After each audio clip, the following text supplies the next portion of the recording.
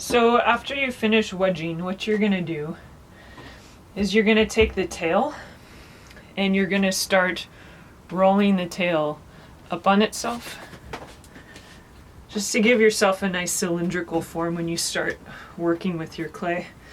Because the next thing you're going to do is make yourself a slab like we've done before.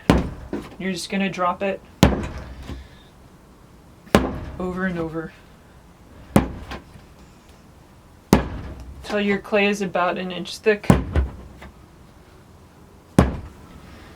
As your clay starts to spread out more, you can start dropping and pulling your hands a little bit towards your body.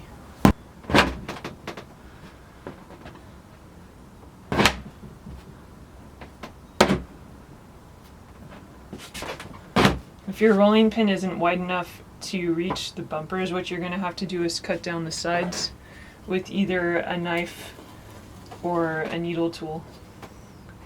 And then your cylinder is going to have to be as tall as this slab is wide this way.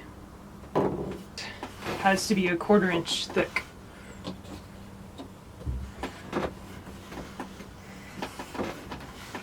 These bumpers on the side are going to show you how thick this slab is.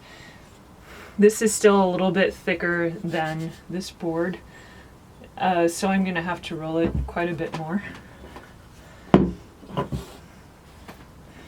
I can lift it up again and lay it down. And that stretches the clay, but it also will thin it out.